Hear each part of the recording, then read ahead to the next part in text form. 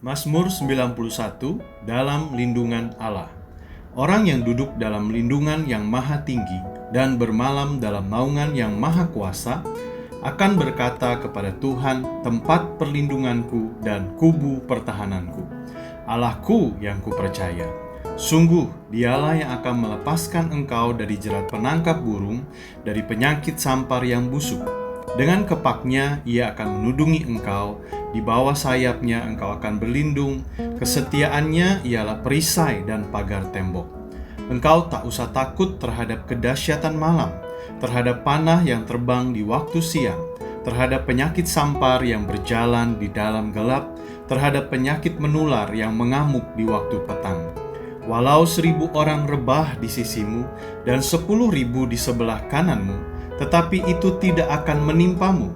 Engkau hanya menontonnya dengan matamu sendiri dan melihat pembalasan terhadap orang-orang fasik. Sebab Tuhan ialah tempat perlindunganmu, yang maha tinggi telah kau buat tempat perteduhanmu. Malapetaka tidak akan menimpa kamu, dan tulah tidak akan mendekat kepada kemahmu. Sebab malaikat-malaikatnya akan diperintahkannya kepadamu untuk menjaga engkau di segala jalanmu. Mereka akan menantang engkau di atas tangannya, supaya kakimu jangan terantuk kepada batu. Singa dan ular tedung akan kau langkahi, engkau akan menginjak anak singa dan ular naga. Sungguh hatinya melekat kepadaku, maka aku akan meluputkannya. Aku akan membentenginya, sebab ia mengenal namaku. Bila ia berseru kepadaku, aku akan menjawab. Aku akan menyertai dia dalam kesesakan.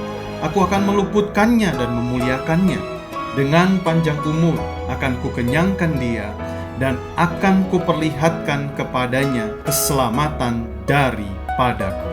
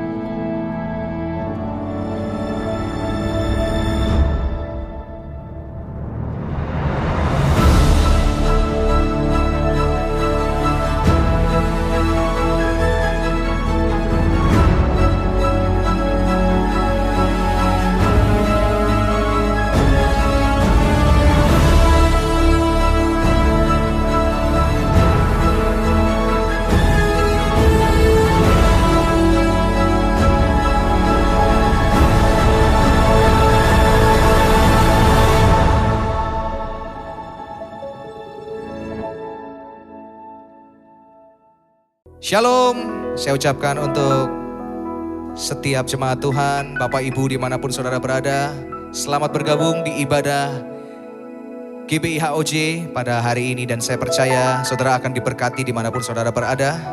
Dan saya ingin ajak setiap kita untuk memuji dan memuliakan nama Tuhan. Firman Tuhan mengatakan bahwa Filipi 4 ayat 13, segala perkara dapat kutanggung di dalam Dia yang memberikan kekuatan kepada kita, saudara. Percaya bahwa tidak ada yang mustahil ketika kita bersama dengan Tuhan kita yang ajaib, saudara.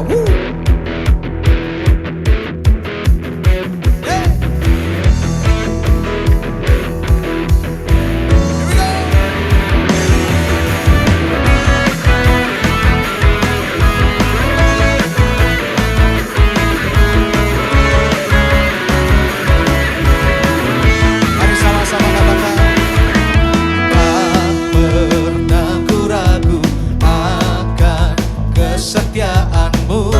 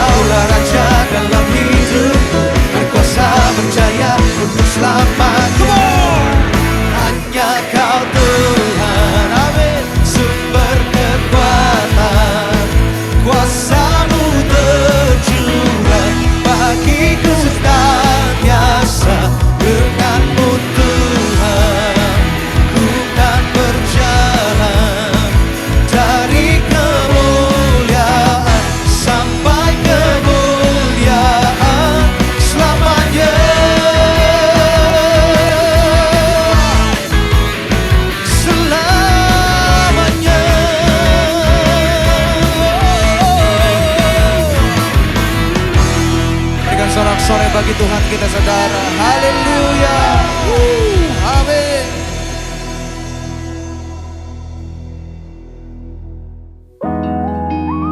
Terima kasih Tuhan. Kami menyadari bahwa kami butuh Engkau dalam hidup kami Tuhan. Dan kami tahu bahwa lebih baik satu hari kami di pelataran-Mu daripada 1000 hari di tempat lain Tuhan. Kami rindu untuk memandang wajah-Mu Tuhan. Menikmati kasih dan kebaikan-Mu dalam hidup kami. Terima kasih Tuhan.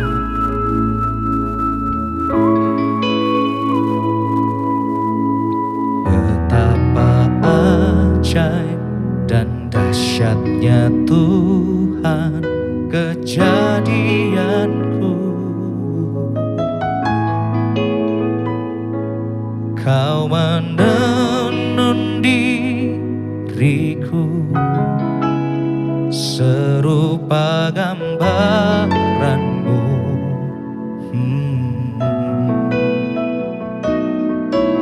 Sungguh berharga di mata-Mu Tuhan kehidupanku. Kau membawa hatiku mendekat erat dengan hati-Mu.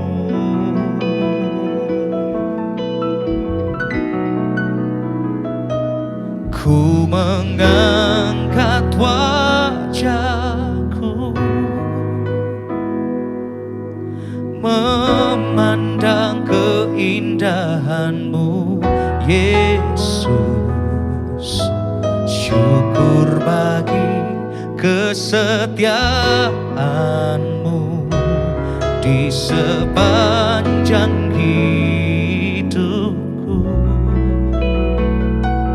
Dan ku angkat tanganku ke tata kasih dan karunia-Mu. Tak sekalipun Kau tinggalkanku, Yesus sahabatku. Terima kasih Tuhan. Terima kasih Bapa. Mari sama-sama kita nyanyikan pujian ini, katakan betapa ajaib. Betapa ajaib dan dahsyatnya Tuhan kejadianku. Kau menenun diri kami, menenun diriku serupa gambaran-Mu. Sungguh kami berharga di mata-Mu, di mata-Mu Tuhan. Ini kehidupan kami Tuhan. Kau membawa hati kami, bawa hatiku mendekat erat dengan hati-Mu. Ku mengangkat wajahku memandang keindahan-Mu Yesus. Terima kasih Tuhan. Berbagi kesetiaan-Mu di sepanjang hidupku. Terima kasih. Dan ku angkat tanganku ke tata kasih dan karunia-Mu. Tak sekalipun Kau tinggalkanku,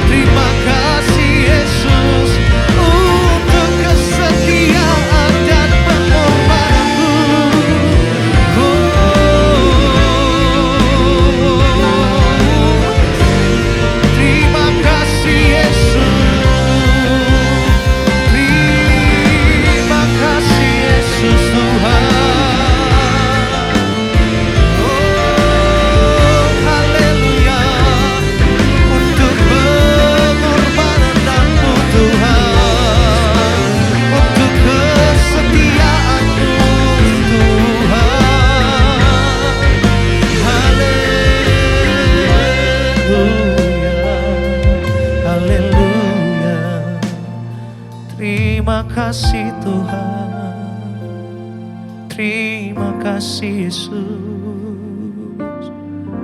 Terima kasih untuk kebaikan-Mu Tuhan. Terima kasih untuk mujizat, terima kasih untuk keajaiban yang selalu kami nikmati setiap hari dalam hidup kami Tuhan.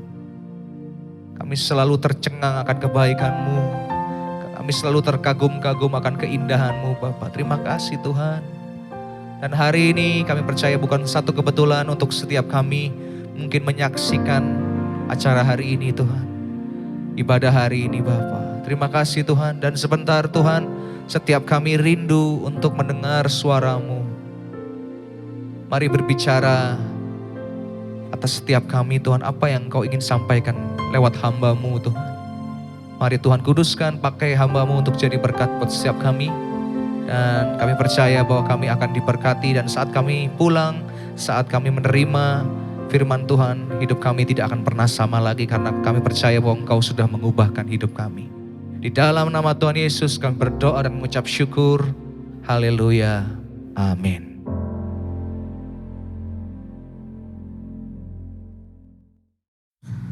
Shalom Jemaat GB House of Joy yang dikasihi Tuhan. Nama saya Yusuf Marunduri, Gembala GBI Taiwan. Senang boleh berjumpa kembali dengan saudara untuk boleh menyampaikan firman Tuhan. Terima kasih untuk Pastor Tovan untuk boleh memberikan kesempatan bagi saya boleh berbagi dengan saudara pada hari ini. Nah saudara, hari ini saya rindu untuk berbagi dengan saudara sebuah judul firman Tuhan tentang keintiman dengan Tuhan. Keintiman dengan Tuhan. Saya percaya betapa tema ini saudara sangat dibutuhkan bagi setiap kita. Sangat penting untuk kita boleh lakukan dalam kehidupan kita sebagai orang percaya. Tentunya kita melihat kondisi pandemi sudah kurang lebih 1,5 tahun saudara kita alami. Dan kita membutuhkan keintiman dengan Tuhan dalam kehidupan kita sebagai orang percaya saudara. Untuk kita boleh melewati waktu-waktu masa-masa yang sulit seperti ini saudara. Mari kita buka firman Tuhan di dalam Lukas pasal yang ke-10 ayat yang ke-38 sampai yang ke-42. Biar saya bacakan. Ketika Yesus dan murid-muridnya dalam perjalanan, tibalah ia di sebuah kampung. Seorang perempuan yang bernama Marta menerima dia di rumahnya. Perempuan itu mempunyai seorang saudara yang bernama Maria. Maria ini duduk dekat kaki Tuhan dan terus mendengarkan perkataannya. Sedang Marta sibuk sekali melayani. Ia mendekati Yesus dan berkata, "Tuhan, tidakkah engkau peduli bahwa saudaraku membiarkan aku melayani seorang diri? Suruhlah dia membantu aku." Tetapi Tuhan menjawabnya, "Marta, Marta, engkau khawatir dan menyusahkan diri dengan banyak perkara. Tetapi hanya satu saja yang perlu. Maria telah memilih bagian yang terbaik yang tidak akan diambil daripadanya." Saudara, saya percaya saudara sudah begitu familiar dengan bagian firman Tuhan yang barusan kita baca. Kisah tentang Maria dan Marta. Ini berbicara tentang dua orang percaya saudara yang mereka sama-sama mau menyenangkan hatinya Tuhan. Marta saudara mau menyenangkan hatinya Tuhan dengan melayani Tuhan. Tetapi saudara Maria, dia mau menyenangkan hatinya Tuhan dengan terus mendengarkan saudara apa yang Tuhan Yesus katakan. Nah dari sini saudara kita bisa melihat perbedaan saudara dari Maria dan Marta. Dan saya percaya peran mereka saudara sama-sama penting. Peran mereka sama-sama penting. Marta saudara mau melayani Kristus sebagai tamu di dalam rumahnya. Dan Maria saudara juga saudara senang dengan kehadiran Yesus. Tetapi dia mengekspresikannya saudara dengan cara yang berbeda. Dengan dia duduk dekat kaki Tuhan dan mendengarkan setiap perkataannya Tuhan. Saya percaya dua hal ini saudara sangat penting bagi kehidupan kita orang percaya. Tetapi saudara perhatikan, di ayat yang barusan kita baca dikatakan betapa Tuhan Yesus memilih Maria saudara, yang telah mengambil bagian yang terbaik, memilih bagian yang terbaik untuk saudara dia duduk dekat kaki Tuhan dan mendengarkan segala perkataannya. Saya percaya ini bicara tentang sebuah prioritas kita sebagai orang percaya. Sekali lagi ini bicara tentang prioritas kita sebagai orang percaya. Tentunya dalam kehidupan kita sebagai orang percaya, saudara, kita rindu, kita mau untuk melayani pekerjaan Tuhan, mungkin di gereja, atau kita mau melayani pekerjaan Tuhan, saudara, memuliakan Tuhan lewat studi kita, lewat pekerjaan kita, lewat usaha kita. Kita menjadi garam dan terang, mungkin menginjil, saudara, atau melakukan segala sesuatu, saudara, untuk menyenangkan Tuhan, memuliakan Tuhan, mengerjakan misi dan panggilan kita sebagai orang percaya di tengah dunia. Tetapi saudara, dalam bagian firman Tuhan mengingatkan setiap kita bahwa kita harus lebih memprioritaskan, saudara, untuk kita menjadi seperti Maria, saudara. Baru kita menjadi Marta. Sekali lagi, Tuhan mau mengingatkan setiap kita untuk kita terlebih dahulu menjadi Maria, untuk duduk dekat kaki Tuhan, intim dengan Tuhan, mendengarkan perkataan Tuhan. Lalu saudara, baru kita menjadi seorang Marta. Nah saudara, kita melihat perbedaannya betapa Marta menerima Yesus sebagai tamu di dalam rumahnya, tetapi Maria menerima Yesus sebagai seorang sahabat. Marta menerima Yesus sebagai seorang tamu, sedangkan Maria menerima Yesus sebagai seorang sahabat, saudara. Nah, ini bicara tentang dua pola hubungan kita, saudara, dengan Tuhan.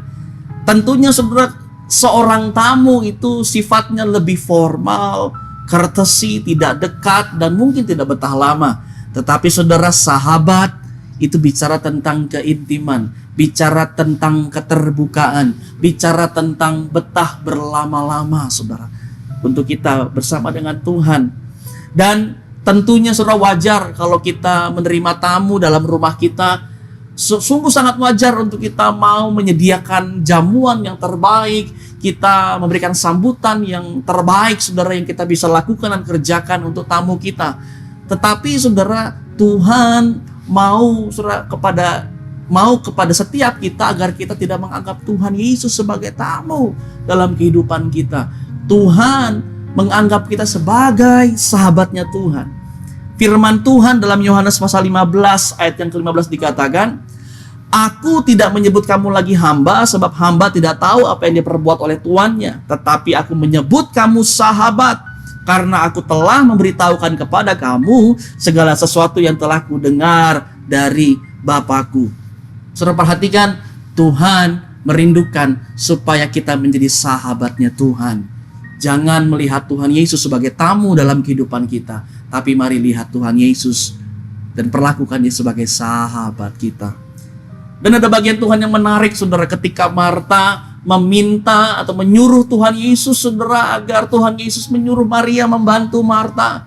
Tuhan Yesus malah menjawab, "Marta, Marta, engkau khawatir dan menyibukkan dirimu dengan banyak perkara, tetapi hanya satu saja yang perlu, dan Maria telah memilih dan mengambil bagian yang terbaik."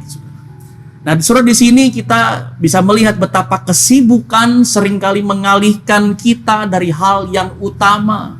Seringkali kesibukan kita mengalihkan fokus kita, saudara, dari hal yang terutama yang Tuhan inginkan di dalam kehidupan kita, yaitu untuk kita intim dengan Tuhan. Kesibukan seringkali membawa kita, saudara, menjadi letih secara physically atau secara mentally, saudara. Dan seringkali kalau badan kita letih, jiwa kita letih, kadang-kala emosi kita mudah terpancing, saudara. Kita sudah nggak bisa fokus mengerjakan pekerjaan yang kita lakukan. Kita udah nggak bisa fokus, saudara, untuk kita melakukan dengan ketepatan. Kita melakukan, saudara, dengan mungkin hati yang kacau, pikiran yang kacau, saudara. Dan sibuk tidak berarti produktif. Perhatikan, sibuk tidak berarti produktif. Yang Tuhan inginkan ketepatan dalam melakukan, saudara, kehendak Tuhan, bukan melakukan yang banyak, saudara. Melakukan yang banyak, saudara, kepada Tuhan. Kalau kita lihat firman Tuhan dalam Matius pasal yang ke-7 ayat yang ke-21 dikatakan demikian, "Bukan setiap orang yang berseru kepadaku Tuhan, Tuhan, yang akan masuk dalam kerajaan surga, melainkan dia yang melakukan kehendak Bapakku yang di surga." Dikatakan firman Tuhan di sini yang barusan kita dengar, saudara, bahwa orang yang masuk ke dalam kerajaan surga bukan, saudara, yang berseru Tuhan, Tuhan. Bahkan di ayat sebelumnya kalau kita baca, bukankah aku udah bernubuat, sudah mengusir setan, melakukan banyak hal untuk Tuhan. Tetapi yang Tuhan pandang, saudara, adalah ketepatan dalam melakukan kehendak Tuhan. Nah, saudara, untuk kita agar tepat melakukan seperti apa yang Tuhan kehendaki, saudara, kita butuh intim dengan Tuhan. Karena hanya dengan kita intim dengan Tuhan, saudara, kita bisa mengerti isi hatinya Tuhan. Kita bisa mengerti isi pikirannya Tuhan. Kita bisa mengenal pribadinya Tuhan. Sehingga kita bisa melakukan sesuai dengan apa yang Tuhan inginkan, saudara. Di sini kita belajar, saudara, betapa keintiman membawa kita mengerti kehendaknya Tuhan. Sekali lagi, keintiman membawa kita mengerti kehendaknya Tuhan. Dan saudara, intim dengan Tuhan ini bicara tentang kita rest in His presence. Keintiman dengan Tuhan bicara tentang kita beristirahat di dalam hadiratnya Tuhan. Keintiman, saudara, bicara tentang istirahat, bicara tentang memperbaharui kekuatan kita di dalam Tuhan. Kita baca firman Tuhan dalam Yesaya pasal yang ke-40, ayat yang ke-30 sampai yang ke-31, saudara, dikatakan demikian. Orang-orang muda menjadi lelah dan lesu, dan teruna-teruna jatuh tersandung. Tetapi orang-orang yang menanti-nantikan Tuhan mendapat kekuatan baru. Mereka seumpama raja wali yang naik terbang dengan kekuatan sayapnya. Mereka berlari dan tidak menjadi lesu. Mereka berjalan dan tidak menjadi lelah. Firman Tuhan mengingatkan setiap kita, saudara, betapa orang-orang yang menanti-nantikan Tuhan, yang mau terus intim dengan Tuhan, itu diperbaharui kekuatannya. Nah, hari-hari ini, saudara, kita sungguh membutuhkan kekuatan yang daripada Tuhan untuk kita, saudara, boleh menghadapi segala pergumulan dan masa-masa yang sulit ini, saudara. Oleh karena itu kita butuh intim dengan Tuhan agar kita bisa beristirahat dalam hadirat Tuhan dan diperbaharui kekuatan kita dengan Tuhan, saudara. Baik, saudara, sekarang kita belajar bagaimana caranya kita membangun keintiman dengan Tuhan. Di sini ada 3 hal, saudara, yang saya rindu bagikan sama setiap saudara untuk kita dapat membangun hubungan kita intim dengan Tuhan. Yang pertama, kita membangun keintiman dengan Tuhan dengan doa. Lalu yang kedua dengan pujian penyembahan. Lalu yang ketiga dengan firman Tuhan. Kita membangun keintiman dengan Tuhan lewat doa, pujian penyembahan, dan dengan firman Tuhan. Mari kita lihat satu persatu, saudara. Dalam Matius pasal yang ke-6 ayat 5 sampai yang ke-13, saudara, tentang hal berdoa, kita melihat beberapa kebenaran, saudara, lewat firman Tuhan di sini, saudara, tentang doa. Bahwa doa itu adalah sebuah bentuk hubungan pribadi kita dengan Tuhan setiap hari.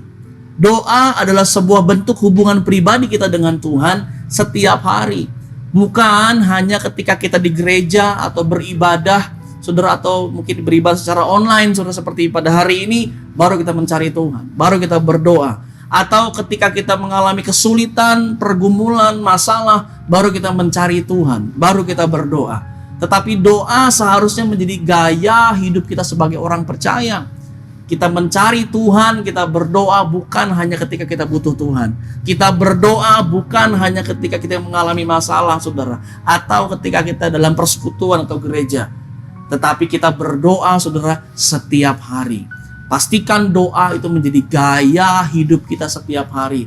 Saya senang dengan sebuah perkataan bahwa doa adalah nafas hidup orang percaya. Tentunya, saudara, tidak ada satu orang pun yang bisa hidup tanpa dia bernafas. Bahwa nafas adalah, saudara, bagian dari kehidupan kita. Doa dikatakan nafas orang percaya. Artinya ketika kita sebagai orang percaya dan kita tidak berdoa, saudara, kita menjadi orang yang mati di hadapan Tuhan. Dan yang kedua, saudara, doa bukan hanya alat untuk meminta, tetapi doa adalah sarana untuk membangun hubungan kita dengan Tuhan, mempererat hubungan kita dengan Bapa kita. Jadi bukan hanya untuk alat kita meminta kepada Tuhan, tetapi doa itu bicara tentang sebuah komunikasi dengan Tuhan. Tidak hanya komunikasi satu arah, tetapi doa bicara tentang komunikasi 2 arah dengan Tuhan. Kita berbicara kepada Tuhan, dan Tuhan pun sudah berbicara kepada setiap kita. Bicara, saudara, tentang membangun hubungan dengan Tuhan. Lalu next, saudara, dalam doa Bapa kami yang Tuhan Yesus ajarkan, saudara, di ayat yang ke-9 dan ke-10 dikatakan demikian. Bapa kami yang di surga, dikuduskanlah namamu, datanglah kerajaanmu, jadilah kehendakmu di bumi seperti di surga.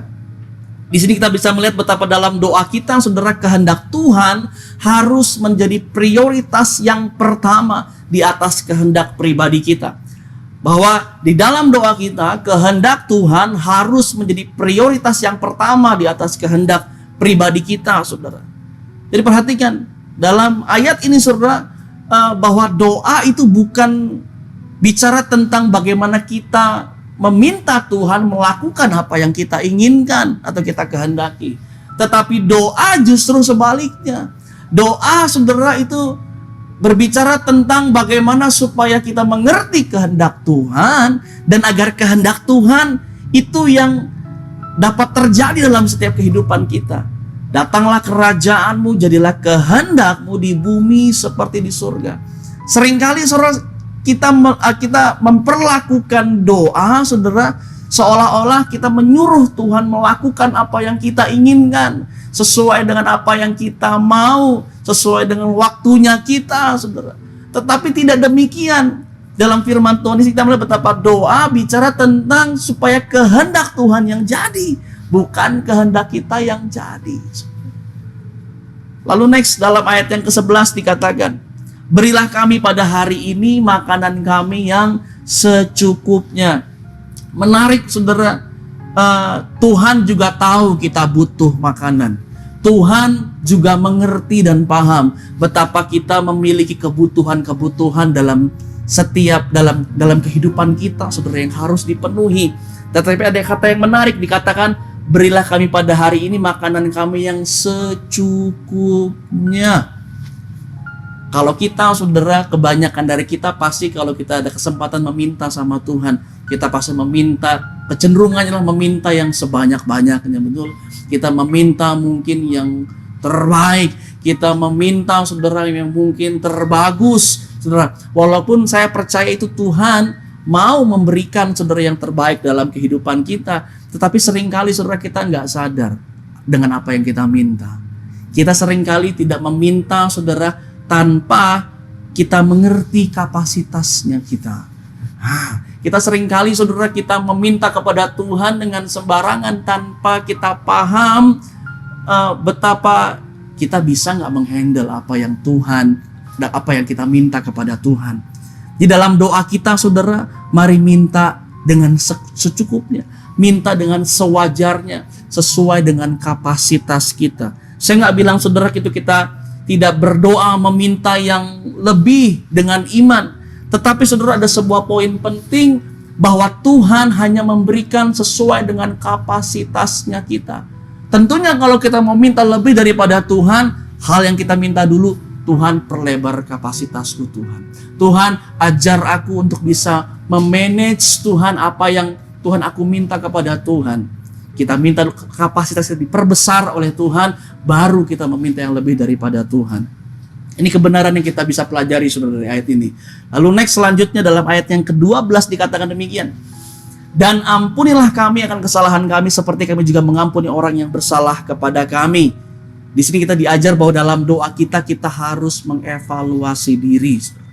Bahwa mengevaluasi diri ini, saudara, sebuah cara yang membuat kita sadar bahwa kita pun banyak membuat kesalahan. Kita pun memiliki kelemahan, saudara, sehingga kita tidak mudah untuk menghakimi orang lain. Kita diajar untuk mengampuni setiap orang yang bersalah kepada setiap kita. Lalu ayat yang ke-13a dikatakan demikian, dan janganlah membawa kami ke dalam pencobaan, tetapi lepaskanlah kami daripada yang jahat. Dengan doa, perhatikan, saudara, kita membuat benteng perlindungan dari hal yang jahat. Dengan doa, kita membuat benteng perlindungan, saudara, dari hal yang jahat. Yang pertama, saudara, melindungi dari yang jahat yang berasal dari dalam diri kita dulu sendiri. Betapa seringkali kita pun dalam pikiran dan hati kita, saudara, ada begitu banyak hal-hal yang jahat kita bisa lahirkan. Oleh karena itu kita butuh intim dengan Tuhan, berdoa dekat dengan Tuhan, agar hati dan pikiran kita dibersihkan dari hal-hal yang jahat, dilindungi dari hal-hal yang jahat, saudara.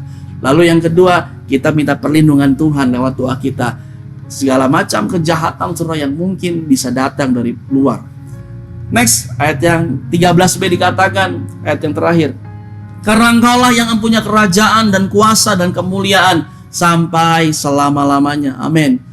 Dalam bagian ini saudara kita diingatkan betapa dengan berdoa kita diingatkan Tuhanlah satu-satunya penguasa yang absolut di dalam kehidupan kita. Saya percaya kalau kita sadar Tuhan adalah penguasa absolut dalam kehidupan. Tuhan adalah pemegang kendali atas kehidupan. Segala pergumulan, segala penderitaan, segala proses dalam kehidupan kita, saudara, kita percaya betapa Tuhan bekerja di dalam segala sesuatu untuk mendatangkan kebaikan untuk setiap kita yang mengasihi Tuhan dan yang tinggal dan terpanggil dalam rencana Tuhan. Baik saudara, yang kedua, bagaimana membangun keintiman dengan Tuhan? Pertama tadi dengan doa, dan yang kedua saudara dengan pujian dan penyembahan. Betapa saudara lewat pujian dan penyembahan kita bisa mengekspresikan saudara rasa kekaguman kita kepada Tuhan. Kita bisa mengungkapkan rasa cinta kita kepada Tuhan. Kita bisa mengungkapkan rasa cinta kita, ekspresi kasih kita kepada Tuhan, saudara. Dan Tuhan adalah Raja yang layak menerima pujian dan penyembahan. Dan perhatikan saudara, pujian dan penyembahan itu bicara tentang Tuhan, bukan bicara tentang kita. Sekali lagi, pujian penyembahan bicara tentang Tuhan, bukan tentang kita. Kita memuji menyembah Tuhan karena identitasnya Tuhan, karena siapa Tuhan, bukan karena kondisi yang kita alami, saudara.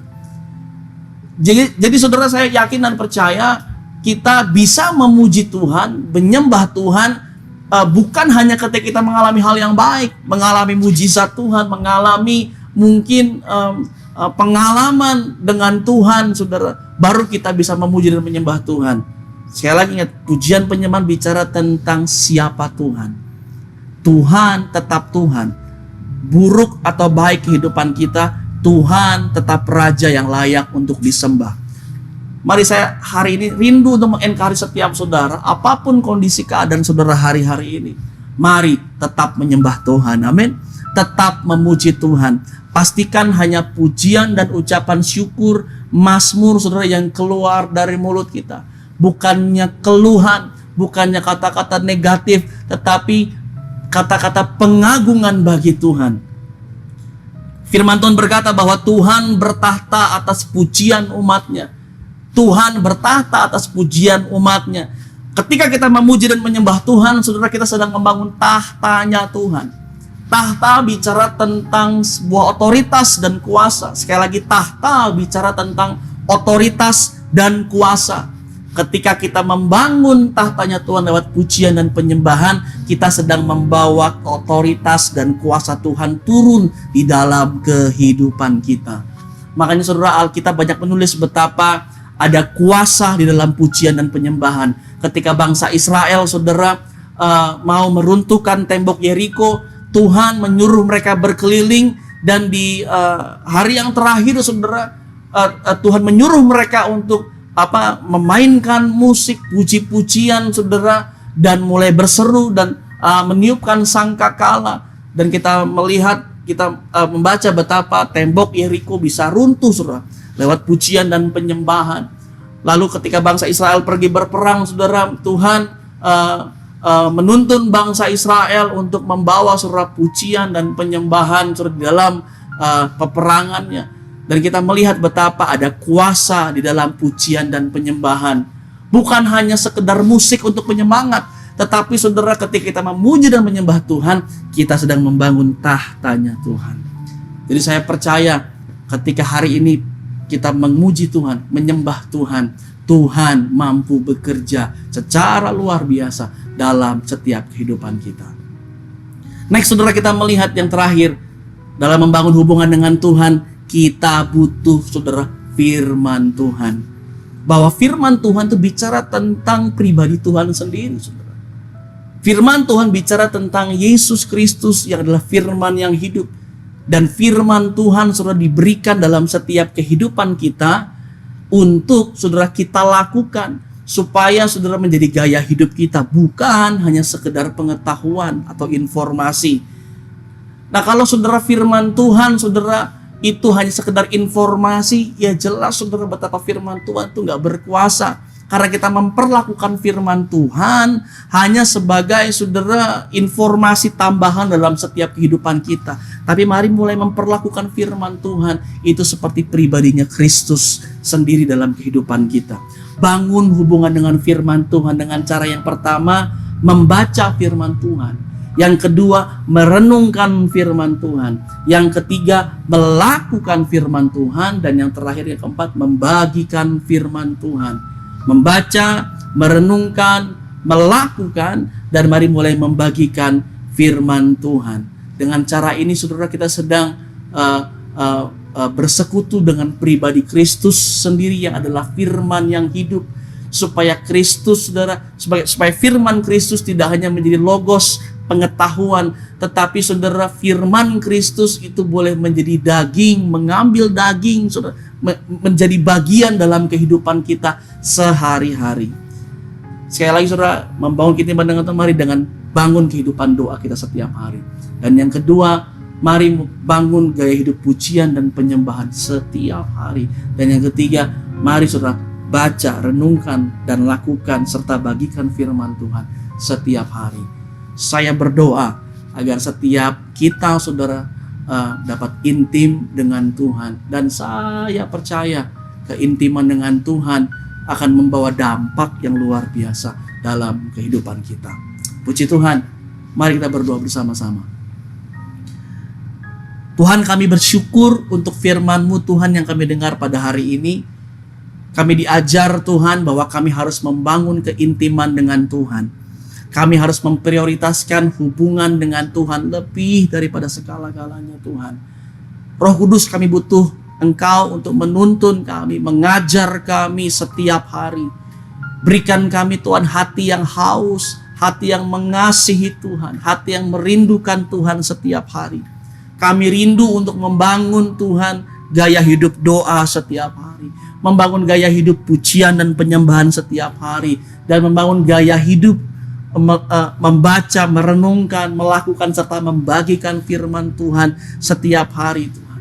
Bapa, mari aku berdoa agar setiap kami yang mendengarkan firman ini Tuhan, Engkau melawat setiap hati kami, mengubahkan cara pikir kami, mengubahkan kehidupan kami sedemikian rupa Tuhan, untuk kami semakin intim dengan Tuhan, dan kami diubahkan semakin serupa dengan Kristus dalam kehidupan kami. Terima kasih Roh Kudus, saya bersyukur untuk firman-Mu, biar Engkau yang terus menuntun dan mengajar kami setiap hari. Di dalam nama Tuhan Yesus, kita yang mau melakukan firman Tuhan, kita bersama katakan, amin.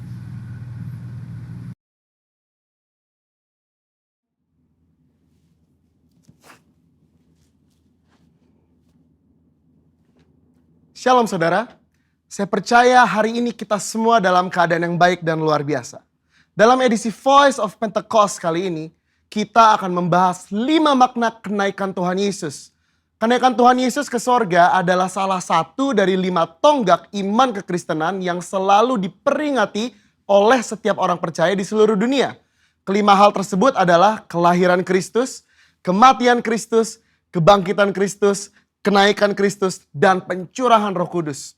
Kelima peristiwa tersebut bukan sekedar cerita, melainkan sejarah yang sudah dan benar-benar terjadi, yang merupakan bagian dari rencana dan kehendak Tuhan atas dunia agar semua manusia boleh mengalami kasih, pemulihan, dan keselamatan. Hari ini kita akan melihat kebenaran-kebenaran utama tentang kenaikan Tuhan Yesus ke sorga. Yang pertama, menyatakan kesempurnaan pekerjaan dan karya penebusannya di muka bumi. Kenaikan Tuhan Yesus menandai bahwa Ia telah menyelesaikan dengan sempurna tugas yang diberikan oleh Bapa untuk turun ke dunia dan menjadi sama dengan manusia, untuk menebus dan menyelamatkan umat manusia yang telah jatuh dalam dosa. Banyak orang menganggap iman Kristen itu bodoh karena menjadikan manusia sebagai Tuhan. Tetapi iman Kristen tidak seperti itu. Karena iman Kristen percaya bahwa Yesus adalah Tuhan. Dia datang berinkarnasi menjadi manusia, lalu setelah kebangkitannya, dia kembali kepada kemuliaan keilahiannya. Yang kedua, menyediakan tempat yang kekal bagi orang percaya. Yohanes 14 ayat 2 mengatakan kenaikan Tuhan Yesus ke sorga adalah bukti bahwa sorga itu nyata dan bukan hanya sekedar fiktif belaka. Tuhan sudah menyediakan tempat bagi kita di sorga. Tetapi perlu dicatat bahwa tidak semua orang di dunia ini bisa masuk sorga. Hanya mereka yang sungguh-sungguh percaya, hidup kudus, dan menaati firman-Nya yang akan masuk sorga. Yang ketiga, menjadi imam besar, agung, dan pengantara bagi perjanjian yang baru. Di dalam Ibrani 4 ayat 14-16, Ibrani 7 ayat 25, dan Ibrani 9 ayat 15 menunjukkan betapa sempurnanya kasih, pengorbanan, dan anugerah Tuhan atas hidup kita sebagai orang percaya. Alkitab menyatakan bahwa di sorga kita memiliki imam besar agung yang senantiasa mendengar doa dan permohonan kita. Karena dia selalu menjadi pengantara bagi pengampunan dosa ketika kita datang menghadap tahta kasih karunia-Nya. Yang keempat, menyatakan kedatangannya yang kedua kali. Janji tentang kedatangan Kristus yang kedua kali diteguhkan kembali, bahkan dinyatakan dengan cara seperti apa Yesus akan datang kembali. Yaitu turun dari langit seperti ia naik dan disaksikan oleh semua orang, terutama murid-muridnya. Hari-hari ini kita sedang menantikan janji itu digenapi oleh Tuhan. Kedatangan Tuhan Yesus sudah semakin dekat. Pertanyaannya adalah, sudahkah kita menjadi murid yang siap menyambut kedatangan Tuhan Yesus? Alkitab berkata bahwa tidak ada yang tahu akan hari kedatangan Tuhan. Karena itu, mari kita senantiasa berjaga-jaga dan siap sedia menantikan kedatangannya. Yang kelima, mencurahkan Roh Kudus untuk menyertai orang percaya sampai kesudahan zaman. Tanpa kenaikan Yesus, tidak akan pernah ada peristiwa luar biasa yang dampaknya mengguncangkan dunia sampai saat ini. Yaitu peristiwa Pentakosta, pencurahan Roh Kudus. Semua ini telah dijanjikan Tuhan sebelum ia terangkat. Bahwa mereka akan menerima kuasa Roh Kudus untuk menjadi saksi Kristus dari Yerusalem, Yudea, Samaria, dan sampai ke ujung bumi. Tapi kuncinya, Yesus harus naik ke sorga sehingga Roh Kudus turun. Kenaikan Yesus menunjukkan bahwa dimulainya satu era yang baru di mana Allah tidak hanya mengurapi orang-orang tertentu, tetapi Allah mau tinggal dan memenuhi setiap diri orang percaya untuk dipakainya sebagai alat bagi kemuliaannya. Kenaikan Yesus ke sorga menjadi jalan bagi tergenapinya kitab Yohanes 14 ayat 12 yang berkata, "Aku berkata kepadamu, sesungguhnya barang siapa percaya kepadaku, ia akan melakukan juga pekerjaan-pekerjaan yang aku lakukan. Bahkan pekerjaan-pekerjaan yang lebih besar daripada itu. Sebab aku pergi kepada Bapa." Tuhan Yesus rindu untuk memakai setiap orang percaya. Dia ingin menyatakan kuasa dan kemuliaannya melalui kehidupan kita. Itu sebabnya dia harus naik ke sorga. Sehingga oleh karena karya Roh Kudus yang mengurapi, membaptis, dan memenuhi kita, maka semua rencana dan kehendak Allah itu boleh terlaksana dan tergenapi. Sudahkah saudara dipenuhi Roh Kudus? Sudahkah saudara dibaptis oleh Roh Kudus dengan tanda awal berbahasa roh? Dan sudahkah saudara berjalan tiap hari dalam kuasanya? Karena untuk itu semua Tuhan Yesus naik ke surga. Saya percaya kita akan semakin sungguh-sungguh untuk menggenapi dan melaksanakan kehendak dan rencana Tuhan atas hidup kita. Saudara, untuk penjelasan lebih lanjut dari tim teologi kami, silakan klik link yang ada di atas atau scan QR Code yang tersedia.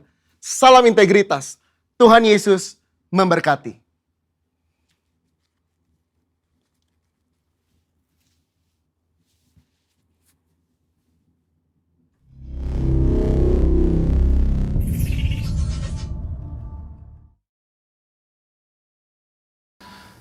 Shalom saudara, saya percaya kita semua diberkati Tuhan melalui pelayanan dari Pastor Yosef Marunduri yang melayani di GBI Taiwan.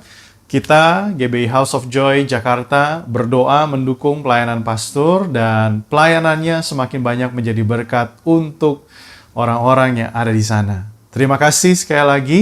Dan Bapak Ibu, apa kabarnya pada hari ini? Saya berdoa di tengah liburan Idul Fitri ini, biarlah kita semua tetap menjaga kesehatan kita dan semua dalam keadaan baik dan sangat baik. Bapak Ibu yang masih liburan, tetap jaga kesehatan, tetap jaga protokol kesehatan, dan kita percaya perlindungan Tuhan menyertai kita semua.